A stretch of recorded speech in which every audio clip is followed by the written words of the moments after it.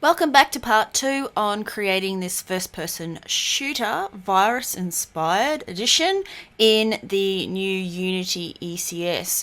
Okay, so we're at the point where we have everything ready to go and now we can just start coding. We're going to spawn a whole bunch of our virus entities. So first of all, we need a game object in the hierarchy to hold onto our code. So create an empty game object and we'll call this the ECS Manager. And this is basically our spawn manager, or well, not spawn point, because we're not going to use its location at all in this, but it just needs to hold on to the code. So let's go down into our project, create a new C# script, which we will call our ECS Manager. Okay, so let's open that up in our editor. Now the first thing we need to do is make sure we have the correct libraries, so we can get rid of those first system ones because we're not using those.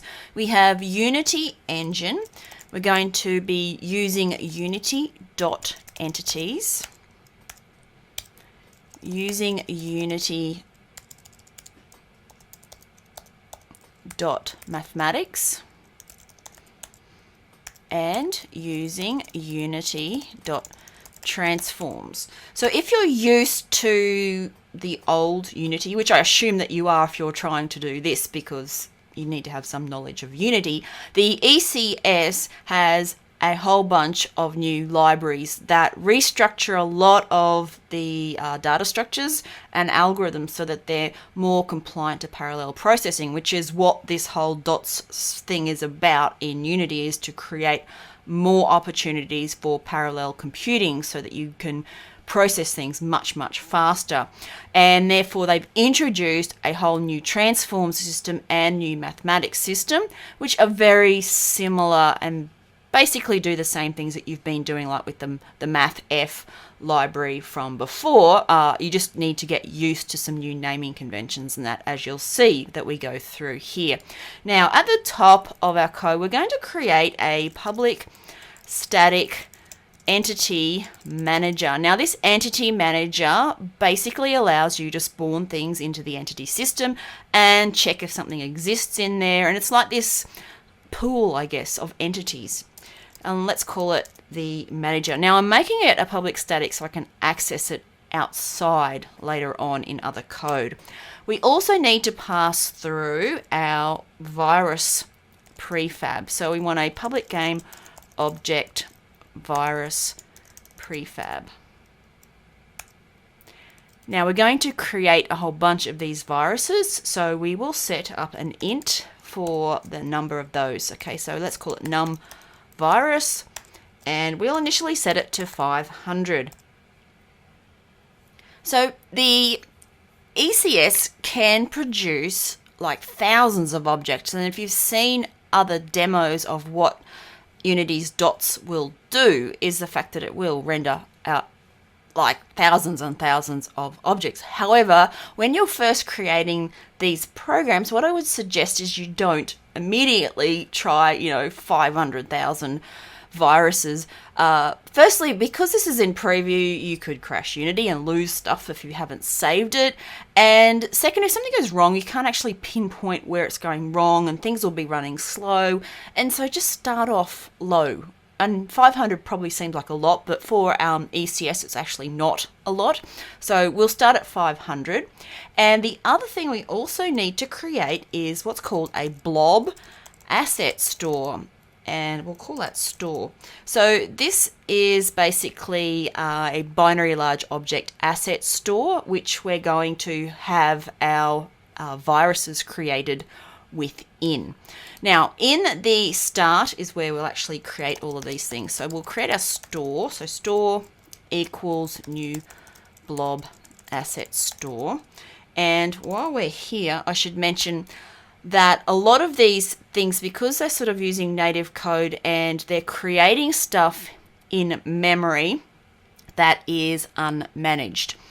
If you're used to C#, then C# is pretty much managed code, which means that it's going to create and destroy things in memory as it needs it. Now with unmanaged code, which is what we're getting into with the Unity dots, is that you have to make sure if you create stuff that you destroy it later on. And you will get very specific messages that come up down in the console, and they're going to say things like you've created a native data storage or a native array or a native something. If it says that, native, and you haven't disposed of it, then you know that you haven't disposed of something. Now, this blob asset store is a native object, and we do need to make sure that we destroy it at the end or we'll get an error. So we want to avoid on destroy down the bottom, and in here we're going to put store.dispose. So any of these things that you create that are native will have a .dispose so that you can get rid of them later on. This is the only thing that we are creating in this whole tutorial that does need to be disposed of by us manually within the code. Okay, so we've got our store. We can now set up our manager. So our manager is going to equal world dot default game object injection world dot entity manager. Then we need to grab hold of some settings which tell the manager how to actually create an object or convert an object into an entity. So this is game object conversion settings dot from world dot default injection world store. So that's where our store comes into it, and then we can actually create our entity, which is our virus. So in this case, let's go entity virus equals game object conversion utility dot convert game object hierarchy virus prefab using the settings. Okay, we now have created an entity which is now called virus, and that means that we can create a whole bunch of these entities and they will be in the entity system. So to do that, we're just going to use a for loop. So for int I equals 0, I is less than num virus I plus plus, and then inside of here we're going to create a var instance of our entity equals manager.instantiate. So just like you used to be able to do game object.instantiate, which you still can, by the way, this is going to instantiate an entity. Okay, so we'll use our virus entity to make a copy of it. Now we're going to position it randomly around 0, 0, 0. So we need to create an X, Y, and a Z value for that. So I'll just create a float X equals Unity engine dot random dot range, and we'll put them at 50, negative 50, 50. And you want to do that for X, Y, and Z. So I'll just copy that and do this X, Y, and Z. Then we'll create our new 3D position. Now, instead of vector 3, the entity system has a float 3. So float 3 position, and that's going to equal new float 3 X, Y, Z. Okay, so there's our position. Now, how do you put your position onto an entity? Okay, it's a little bit different because the entity component system, the ECS, actually separates out all of the components from the actual entity. So before you had a game object where you had a transform and everything was sort of on that game object. This is different. You have all of these components that belong to entities, but they're not kind of linked in the same way. So rather than trying to get the actual component using the transform on the entity, you have to set the component's values. And you do that a little bit differently. So we do it like this. So manager dot set component data, instance. And so we're setting the component data on this particular instance. New translation. And the translation is the actual position data. Now it looks like this. So it's value equals position. Okay, so translation is our new position. It's not called position in the ECS, but we've got our own value called position that we're using, and it takes a float through, and this will set the position of this particular entity. Now, if this is the first time you've looked into the ECS, this stuff's going to be like blowing your mind. I'm sure of it, because there's a lot to get your head around how it works. And therefore, I really would suggest that you have a look at the documentation for the starters of the ECS. Or, as I've said before, you can take my course, which goes into it a lot more depth. I just don't have a lot of time to sort of go through all those explanations within these short video tutorials, but I'll do my best to try and help you understand where these components and that are living. Okay, so we've got that. Now we're basically ready to go. So just save that. Let's go back into Unity. Now it's going to take a little while to think about and compile that code for us. Then we need to select our Ecs Manager. We're going to grab that code, drag and drop it over onto that. And we've got this space for our virus prefab. Get your virus prefab that you created, drag and drop it into that space. Okay, now we're ready to go. Now, how many did we create? 500 was it? Now press play. Once it runs, it's going to instantiate 500 viruses. Now, at first, it might seem a little jittery and take a little while for it to compile. This usually happens the first time when you open up a new project while Unity is kind of doing whatever it's doing in the background. And you can see this is taking a fair bit of time. Once it's done, okay, there we go.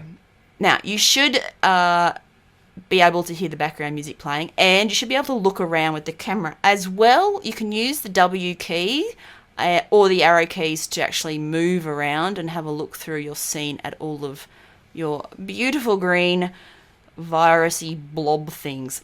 Now, don't forget that they have physics on them. So if any of them actually were instantiated near each other or overlapping, then they will automatically start to repel each other because of the collisions. So even though we haven't coded it, some of them are actually just already moving around slowly, which is, quite nice. Right, so we've got this. Let's just investigate. Pause it. Now I want you to go up to Window, and we're going to go to Analysis and open up the Entity Debugger window. Now this will have a lot of information about your entities, because I don't know if you noticed or not, but we created 500 objects in our world and they didn't appear anywhere in the hierarchy. Entities don't appear in the hierarchy, which makes them really difficult to debug at first because you can't find them. But if you open up your Entity Debugger, you can find them. Now if we have a look through here, you can see all the entities that exist in the environment. Now, things that are in there can include other systems like the world, for example. The world time is sitting in there. And if we go through and have a look at all these entities, which are going to be our green blobs, our viruses, have a look over in the inspector if you select one of them. And in there, you'll see all of the components that are attached to it. And if you look down through the list, you can see translation. Now, this is the translation that we accessed in our code, and we set its float values for its position. So you can see translation is the component, and the component has a property called value, and we set X, Y, and Z of that value. If you have a look at rotation, which is also another component that is on it, automatically gets put on it, it has a quaternion value. So it's called value, and it's got an X, Y, a Z, and a W. Now there's other things. There's local to world, which gives you a transformation matrix. So it's also called value, but it's a 4x4 matrix. And because we put our physics shape and body on it, we've ended up getting a physics collider component, a physics velocity, physics mass component, and then inside of all of those you can see what they have. So the physics mass has a transform, and then it has properties called rot, which is the rotation obviously, and pos, which is the position of their physics mass, and all of the others there. Now, if you created something without the physics shapes and bodies, it wouldn't have all these physics things on there. So what you will get by default is just a very bare bones entity, which usually just has a rotation and a translation and a local to world and world things just sitting on it as the components. Another place that you can see all of the components on that particular entity are over here in the Entity Debugger, which gives you an idea of all of the components at site. So you can see that if we have a look for, let's have a look for Physics Collider, you can click on that and it will show you the entities in here as well that belong in that chunk. So a chunk is basically a block of data where every entity lives, or all its components live as basically a group. So any entity, it has exactly the same set of components on it, uses up the same chunk. Okay, I hope that makes sense. Anyway, that's enough of me waffling about this, and you can have a bit of a dig around and a play. But what we've got now is our 500 beautiful green blob viruses going on in the world. So let's set about moving them. And we'll come back in part 3 and put that code in. Thanks for watching. Please support the development of more superb online learning content by subscribing, and as always, visit holistic3d.com to learn more about awesome games development books and tutorials.